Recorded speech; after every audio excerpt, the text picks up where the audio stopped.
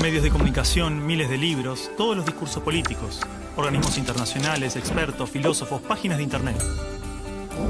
Todos coinciden en la importancia de la educación. Se invierte en capacitaciones, mejoras edilicias e investigaciones. Se compran libros, netbooks, pizarras digitales. Se dictan cursos, suben salarios, bajan salarios. Se imitan modelos extranjeros. Todo para mejorar la educación. Esto no evita que haya tantas escuelas como realidades sociales. Escuelas marginales, para pobres, escuelas depósito, escuelas para obreros, profesionales, escuelas de clase media, escuelas públicas y privadas, escuelas para ricos, escuelas de la élite. Gran parte pretende incluir y contener a la mayor cantidad de estudiantes. Muchas otras se concentran en formar trabajadores de diferentes jerarquías. Y solo unas pocas se dedican a los supuestos resultados de excelencia. Más allá de sus diferencias, todas trabajan y aspiran a un ideal de escuela común. ¿Hasta qué punto esta escuela ideal nos ayuda a desarrollarnos individual y colectivamente? ¿Realmente este paradigma educativo busca que las personas tengan una buena calidad de vida y trabajen para la mejora de su comunidad? ¿Hay otro tipo de escuela que lo logre? ¿Hay alguna educación pensada con estos ideales? Esto nos llevó a abrir las puertas de un mundo oculto para muchos de nosotros. Esta película es parte de un proceso que posiblemente no tenga fin, una pregunta que seguramente no tenga respuesta, una búsqueda sobre cuál es la naturaleza del aprendizaje y la educación, qué errores cometimos y principalmente qué ideas nos sirven para seguir buscando, seguir aprendiendo.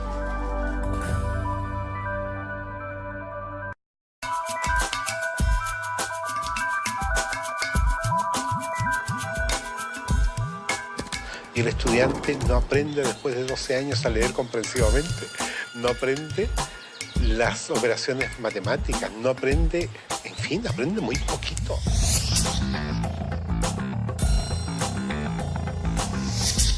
¿Qué es lo que hace que el estudiante fracase en la escuela?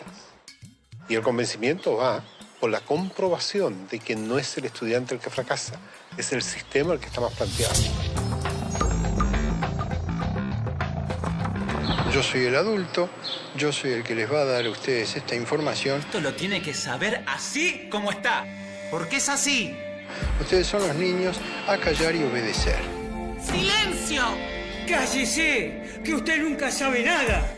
No buscan, por así decir, otro desarrollo que el desarrollo curricular. Están muy centrados en los propios contenidos. El conocimiento está cambiando permanentemente. Entonces, lo que ha pasado es que los sistemas educativos no han cambiado tan rápidamente como el resto de la sociedad.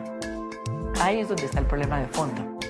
En las escuelas normales y en las facultades de educación nos dijeron que un objetivo es aquello que es medible, cuantificable y observable. Entonces empezamos a buscar la regla que nos permita medir los objetivos. Y eso se llamaron calificaciones, ya sea una A, una carita feliz, una carita triste. Pero la lógica siempre va a ser la misma. ¿Comparar qué? Comparar el sujeto, sus aprendizajes, frente a una escala estandarizada que mide qué, si cada sujeto es único, singular e irrepetible. Busca que un número defina incluso la calidad de persona que eres.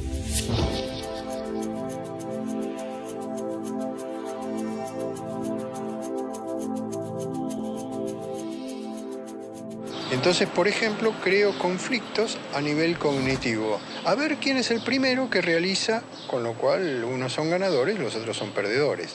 Cada vez que hay perdedores hay alguien que se siente feo. Era obvio.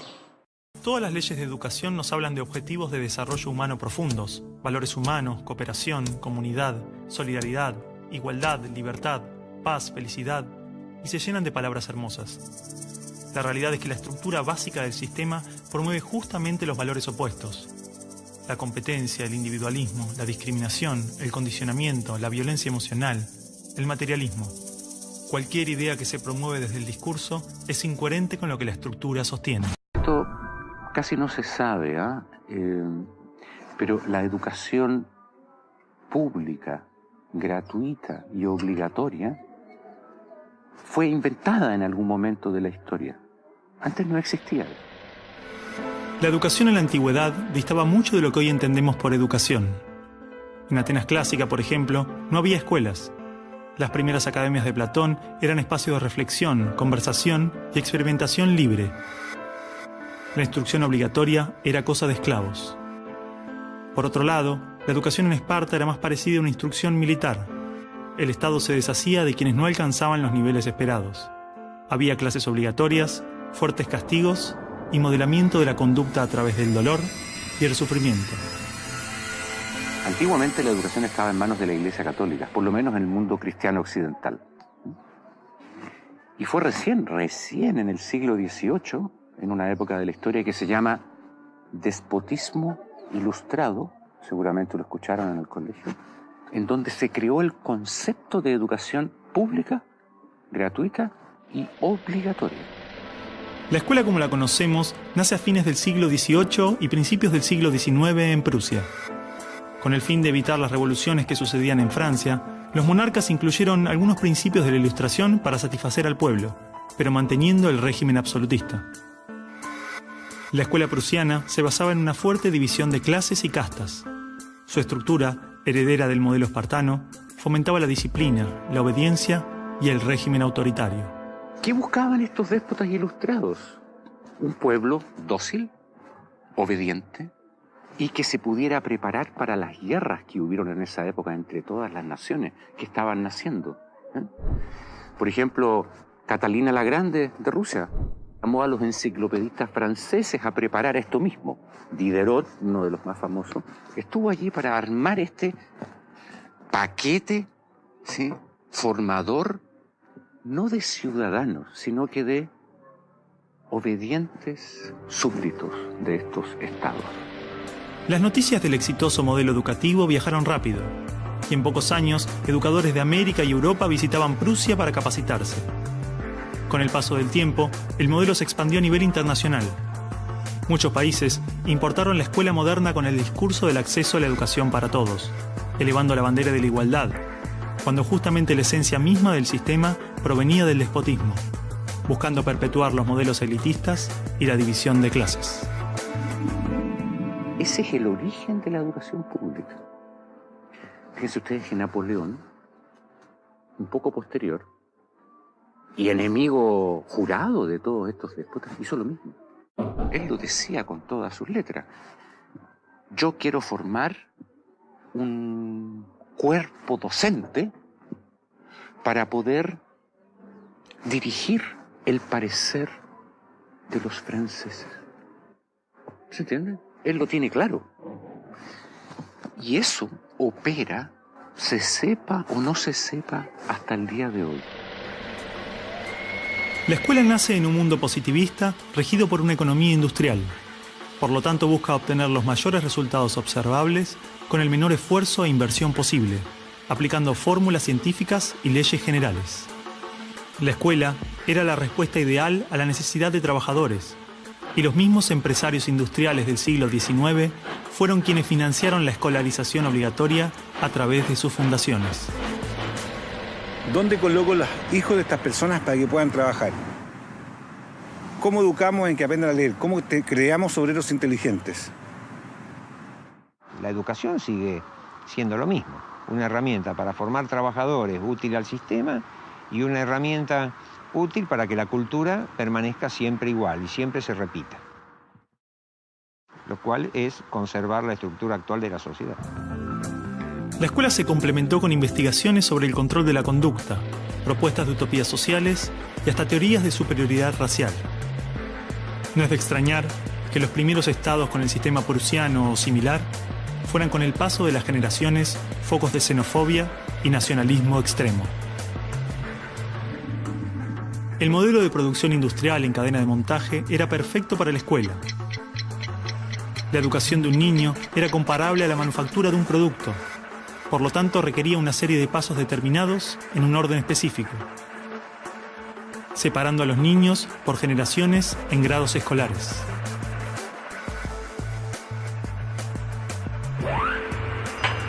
Y en cada una de estas etapas trabajaría sobre determinados elementos, contenidos que asegurarían el éxito, pensados minuciosamente por un experto. De menor a mayor. Durante los últimos siglos, Hemos construido nuestras escuelas a imagen y semejanza de las prisiones y las fábricas, priorizando el cumplimiento de las reglas, el control social. La escuela se pensó como una fábrica de ciudadanos obedientes, consumistas y eficaces, donde poco a poco las personas se convierten en números, calificaciones y estadísticas. Las exigencias y presiones del sistema terminan deshumanizándonos a todos, porque van más allá de los maestros, directivos o inspectores escolares. Están considerados grupos homogéneos, con contenidos homogéneos que tienen que obtener resultados parejos. Que todos tenemos que saber lo mismo. A pesar de que los adultos no sabemos todo lo mismo, a pesar de que no nos dedicamos todo a lo mismo, en las escuelas todos tienen que querer hacer lo mismo y hacerlo igualmente bien. De alguna manera ya implica que el sistema educativo es un sistema de exclusión social.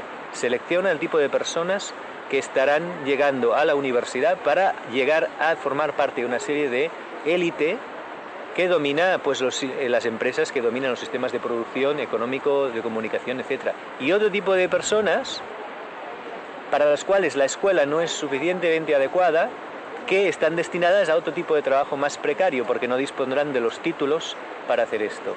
El sistema y los estados no les preocupa eso. No, honestamente, no les preocupa el ser humano como persona, como individuo. Y en esos términos, toda educación que busque otra cosa tiene que ser prohibida. La realidad es que la esencia de la escuela prusiana está inmersa en la estructura misma de nuestra escuela. Los test estandarizados, la división de edades, las clases obligatorias, las currículas desvinculadas de la realidad, el sistema de calificaciones, las presiones sobre los maestros y niños, el sistema de premios y castigos, los horarios estrictos, el encierro y la separación de la comunidad, la estructura verticalista. Todo esto sigue siendo parte de las escuelas del siglo XXI. Escuela no es sinónimo de educación. La escuela podrá ser un viejo mapa a la sabiduría, pero la educación es el territorio donde todo el aprendizaje sucede.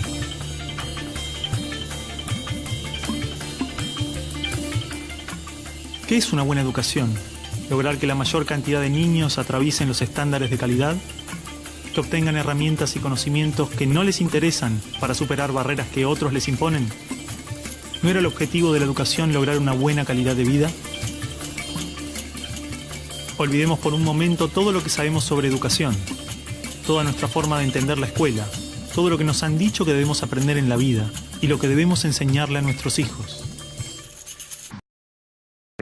Si no estuviéramos haciendo las cosas como las estamos haciendo porque siempre las hicimos así, ¿cómo las haríamos hoy? ¿No? Es como sacudirse la cabeza y decir, bueno, empezamos de nuevo.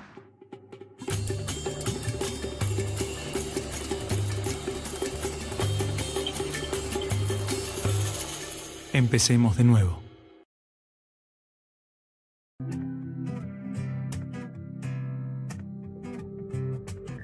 Los chicos desde que nacen con esa capacidad de crear. Son creativos y observadores y curiosos. Y en la escuela pueden pasar dos cosas: que se acompañe ese proceso y se propicien actividades para desarrollar esa capacidad, o se la frustre. De hecho, podríamos caracterizar que el ser humano propende a aprender. Incluso podemos decir más todavía, no es ningún mérito del ser humano aprender. Más todavía, es que no puede no aprender. Un niño de 12 años difícilmente cuando sale de la escuela toma un libro. Son los mínimos los que hacen estos. Porque está harto, está totalmente harto de que se le diga qué debe y qué no debe hacer, y ha perdido toda curiosidad por aprender. Los niños desde que nacen tienen la habilidad de construirse a sí mismos, aprendiendo de lo que se encuentra a su alrededor, a través de jugar y explorar el mundo. Los niños absorben cultura, los niños vienen a tomar la cultura de los padres, y eso se ve incluso en el lenguaje.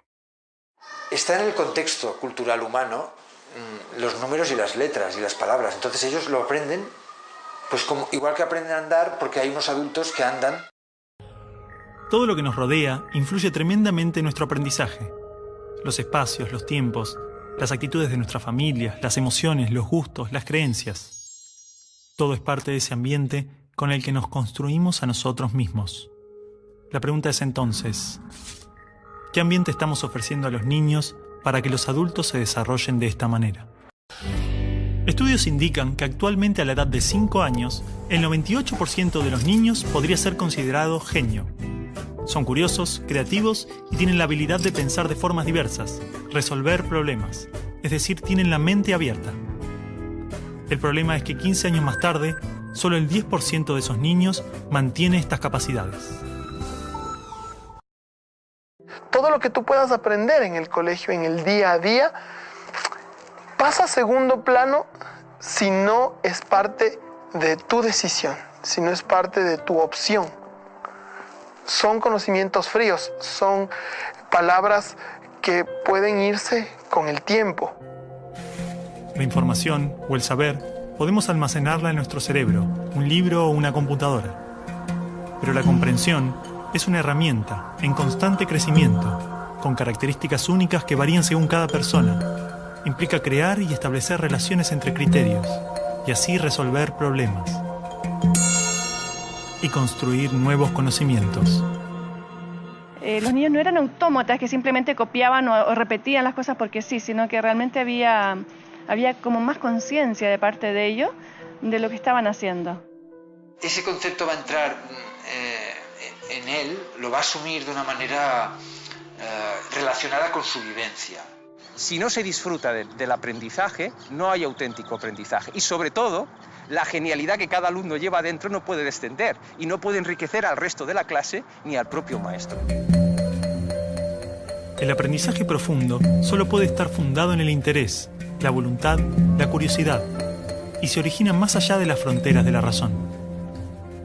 Es mucho más que analizar o relacionar conceptos. Aprender implica un profundo proceso, donde se crean relaciones entre la persona y su entorno. La educación, al escolarizarse, se metió dentro de la escuela y perdimos los criterios exteriores de la naturaleza. Hoy día leemos los criterios que salen en los libros. Y el problema es que como son muchos de ellos verdaderos, ¿para qué me voy a poner a discutirlos? Pero con eso desvirtuamos lo que es el proceso educativo, que es de descubrimiento, no de aprendizaje de las verdades. Ya no va a bajar las cosas como verdades.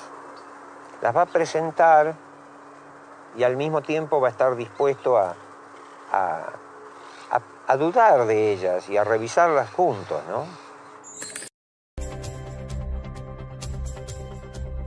Estudiamos a través de salir a la naturaleza, buscar las cosas, explorar, encontrar, vivenciar. Cuando tú trabajas y conectas con la naturaleza a los niños, todo sale. Ir a esa escuela es un placer porque todos los días tenemos tantas cosas para experimentar, para investigar, para agradecer que estamos vivos. La tarea del educador entonces consistirá en todo momento mostrar misterios, mostrar situaciones en la naturaleza que, aunque estén descritas ya por la ciencia, no lo están para el educando. De tal manera que el educando se sorprenda frente a algo y trate de encontrarle una explicación. El niño, en la medida en que se equivoca, se va a ir dando cuenta, porque el material mismo es autocorrector. Y normalmente el adulto no es el que debiera estar corrigiendo al niño. Es el mismo niño el que tiene que estar corrigiéndose a sí mismo. Ahora, también existe mucho la corrección de parte de otros niños. Yo creo que desde el punto de vista educativo son bienvenidos los errores y las equivocaciones. De hecho, la ciencia tiene más errores y equivocaciones que aciertos. Es verdad que avanza, sabemos nosotros que puede avanzar cuando hay un acierto, pero los errores son los que permiten que los científicos puedan avanzar. Viendo a los niños cuando dicen, no importa si yo me equivoco, porque estoy aprendiendo, porque nadie tiene que ganar aquí, sino todos estamos para mejorar.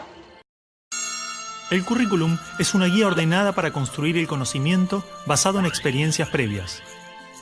Pero si el aprendizaje se caracteriza por procesos tan diversos e individuales, ¿cuál es la necesidad de forzar eso y alcanzar objetivos? Normalmente los objetivos educacionales en el mundo son colocados desde fuera del alumno, del niño. Se espera que sea un buen ciudadano, se espera que pueda participar de esta sociedad competitiva, etcétera, etcétera. Por tanto, el niño empieza a entender que las acciones del ser humano no parten tanto de una fuerza interna, de una conexión con la naturaleza, de una percepción, de una sensibilidad por la vida, sino que están motivadas por algo exterior. Estudio para pasar el examen, no leo para aprender, no me intereso por los animales porque me gustan. No, es que ahora no me toca los animales, ahora toca otro tema. Si yo no muevo realmente el interés, si no desarrollo las partes creativas, estoy generando robots con objetivos y por lo tanto en el camino se va a quedar un 60, un 70% de los niños con potencialidades maravillosas. Al crecer, la escuela y la sociedad nos llevan a asumir motivadores externos para alcanzar los objetivos. Y difícilmente podemos entender que alguien pueda realizar algo sin interés, más que el propio placer del proceso. Pero un niño pequeño no tiene un lugar a donde ir, simplemente disfruta de crecer, camina por el simple placer de caminar y explorar, y esto lo hace desarrollarse. Su motivación no está en el objetivo ni en el resultado, está en el camino. Lo que podemos decir es que no tenemos objetivos concretos sobre la vida de los niños, que tengan que aprender determinadas cosas, que tengan que ser de determinada manera. Esos objetivos no los tenemos. El currículo que se maneja acá es un currículo que está plasmado en un camino y que el niño maneja ese camino. Entonces, él lo tiene y él sabe. Entonces, el maestro no es el protagonista de la película, el contenido no es el protagonista es el niño que, acompañado del adulto que hace de intermediario, se pone en contacto con el conocimiento y el conocimiento pues ya atrae y actúa por sí solo, ¿no? Y ahí, en eso que les estoy contando, se respeta el ritmo del niño.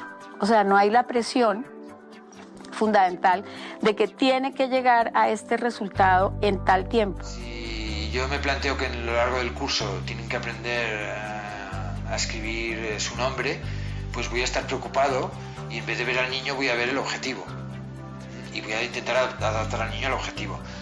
Si lo que quiero es que él aprenda y viva, digamos, de manera espontánea, pues eso lo va a aprender de todas maneras, pero yo no voy a estar preocupado por ello y vamos a poder fluir y disfrutar del proceso. Finalmente los chicos no solamente la pasaron mejor, es decir, dentro de 20 años tendrán un mejor recuerdo de su escuela, que ya es muchísimo, sino que además tienen rendimientos mejores con resultados a largo plazo mejores. La escuela construyó sus cimientos sobre una idea fundamental que trasciende a toda su estructura: la noción de que los niños están vacíos, y en consecuencia, su individualidad puede ser rota y reformada, intervenida acorde a necesidades externas. El niño ha sido considerado un objeto de estudio, una rata dentro del laboratorio de socialización más grande de la historia, cuyo principal objetivo fue modelar al ser humano. Esto es muy humano, ¿no? Pensar que el bosque, si no lo cuidamos, se estropea. El bosque, con dejarlo tranquilo, es suficiente. Siempre, todo lo que tenemos de bosque es porque el ser humano no ha intervenido. Pero el ser humano cree que interviniendo hace más, hace mejor las cosas. Dentro de la semilla de un árbol se encuentra toda la información que este ser necesita para desarrollarse. El ambiente que lo rodea contiene todo lo que ese árbol necesita para crecer, pero este desarrollo depende de la estructura interna de esa semilla. Todas las reacciones a las condiciones externas están planificadas en el interior de cada ser, tanto de un árbol como del hombre. La formación de los órganos vitales, la estructura ósea, los tejidos, las características básicas de cada uno de nosotros son el resultado de un proceso interno, autónomo, que no requiere la intervención del ser humano, donde la madre solamente satisface los recursos necesarios, pero no dirige. Para sobrevivir, esta célula tiene ciertas necesidades básicas: alimento, seguridad y tal vez el elemento más importante que ha hecho posible toda la evolución biológica: el amor. Si el amor es vital para el desarrollo y el aprendizaje, ¿por qué generalmente intentamos educar con amenazas, castigos, tensiones, olvidando el amor. Los premios y castigos operan manipulando las necesidades básicas. Cuando no recibimos amor o protección, hacemos lo posible para obtenerlos, generando mecanismos de conducta y comportamientos que nos permiten sobrevivir. Nos condicionamos. Ese niño no estudia para aprender, no trabaja por placer, ni para realizarse. Lo hace porque si no pierde la seguridad, el amor, siente que muere. Todo su accionar pasa a estar controlado por el miedo. Todo lo que vemos actualmente en nuestro mundo, todo tiene como bases el miedo. El miedo al cambio, el miedo al progreso, el miedo a ser tú mismo, el miedo a amar, el miedo a revelar tu ser enfrente de este mundo. Entonces estamos creando una sociedad que la gente trabaja en cosas que no le gustan por conseguir dinero, por conseguir posición. O sea, es la sociedad del autoengaño. Tengo un diploma de, tengo un título de, Y el tener es lo que nos separa realmente de nuestra identidad, es lo que nos vuelve a llevar al miedo. Tengo que aparentar que soy. Los chicos que han estado y que han salido de este tipo de escuelas nos comentan muy alegres que ellos no sienten esa presión, porque han descubierto a lo largo de su infancia y de su adolescencia que las cosas las hacen por un placer personal, por un gusto personal, por una meta personal.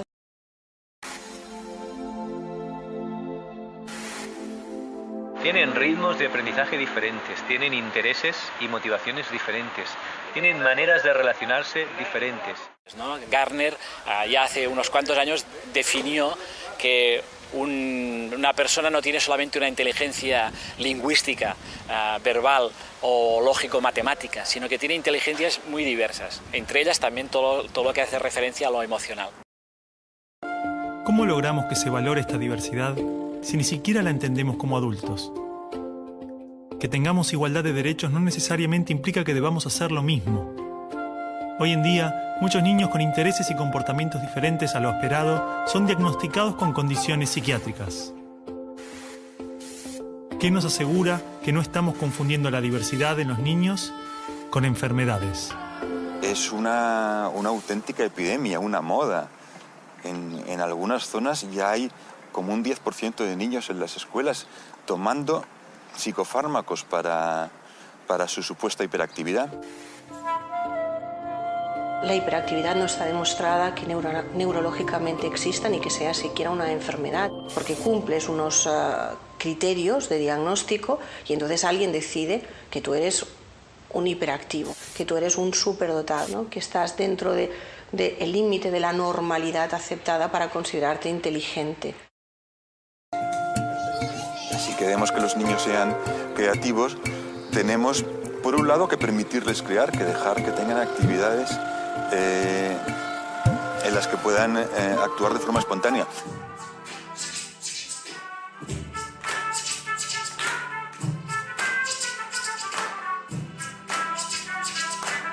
En este camino personal de creación y expresión, el arte juega un papel fundamental, ya que es la manera que tenemos de manifestar nuestra creatividad y personalidad. Desde este lugar, es imprescindible que nuestro concepto de arte sea lo más abierto y menos reglado posible.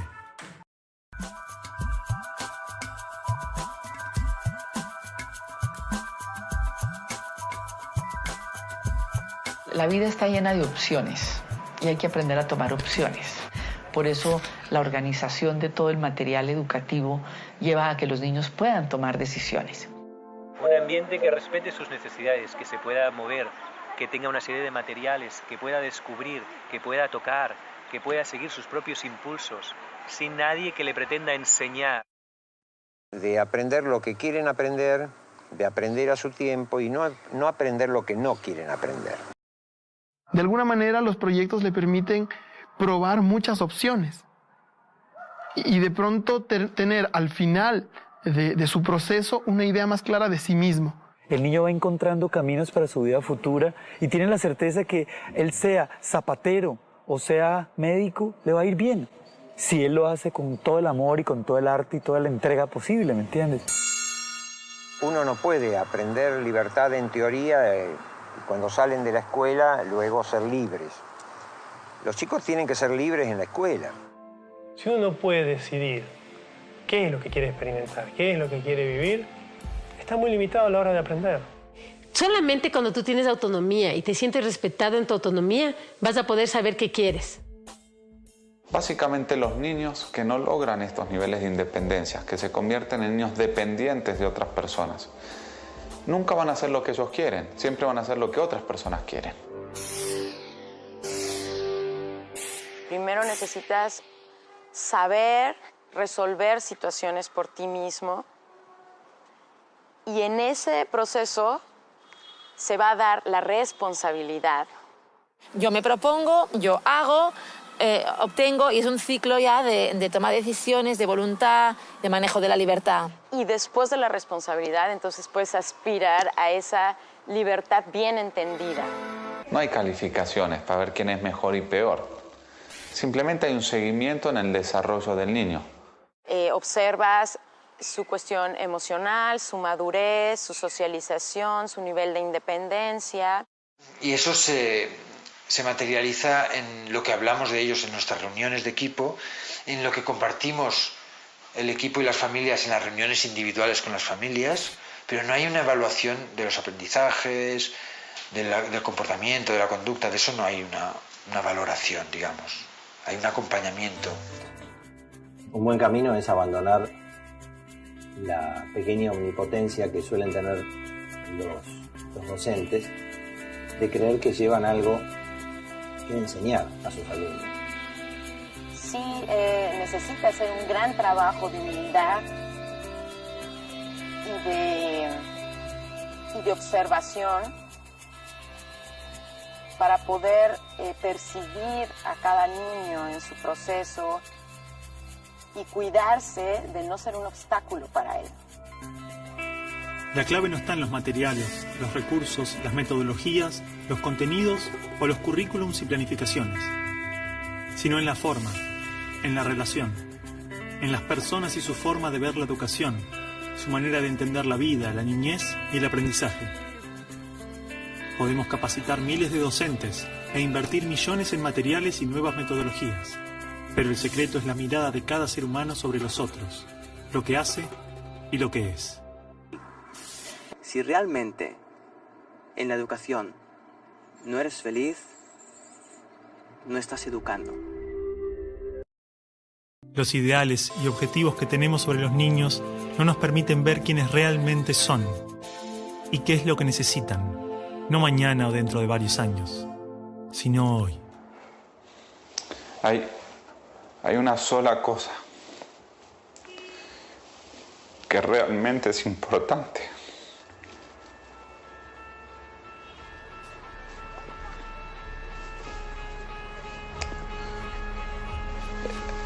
Es el amor que nosotros le podamos dar a los niños. Si queremos una sociedad diferente, lo único que realmente tenemos que hacer es amar a los niños para que ellos aprendan a amar a otros. El conocimiento va a venir solo.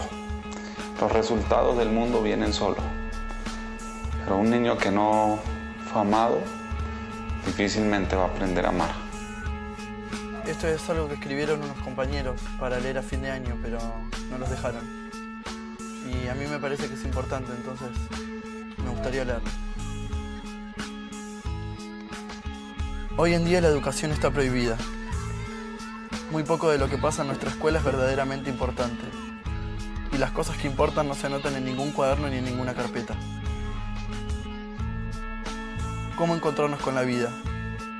¿Cómo enfrentarnos a las dificultades? No lo sabemos. Hablan mucho de educación, progreso, democracia, libertad, un mundo mejor. Un mundo mejor. Pero nada de eso pasa en el aula. Nada de eso pasa en el aula. Nos enseñan a estar lejos unos de otros y a competir por cosas que no tienen valor. Padres y maestros no nos escuchan. No nos preguntan nunca qué opinamos. No tienen idea de qué sentimos, qué pensamos o qué queremos hacer. ¿No sería maravilloso que podamos elegir día a día ir a la escuela? Que sea elección nuestra, no de nuestros padres. Sus expectativas son suyas, no son nuestras. Y mientras las sigan teniendo, vamos a seguir fallando. Esta película expone una parte de las ideas que encontramos. Hemos visitado algunas de todas las experiencias que existen y solo unas pocas las conocimos en profundidad. No existe una sola forma, no existe el mejor modelo. La verdadera diversidad existe cuando se respeta y experimenta la diversidad en todas sus dimensiones. Todas estas experiencias son valiosas porque son el fruto de personas que dedicaron su vida al aprendizaje. Existen desencuentros y coincidencias, pero no cabe duda de que todos aportan al mejoramiento de la educación. Necesitamos que sus ideas y prácticas salgan a la luz, poder conocer sus aportes, historias, riquezas y limitaciones, compartir recursos, intercambiar visiones y construir juntos un nuevo paradigma educativo. Por todo esto decimos basta. Basta de decidir por nosotros. Basta de calificarnos, basta de imponernos. Ni las ciencias, ni los exámenes, ni los títulos nos definen. Acá estamos para eso, para hablar, para compartir nuestras ideas. Aprender que las cosas se pueden cambiar. Nosotros vamos a decidir qué queremos ser, hacer, sentir o pensar.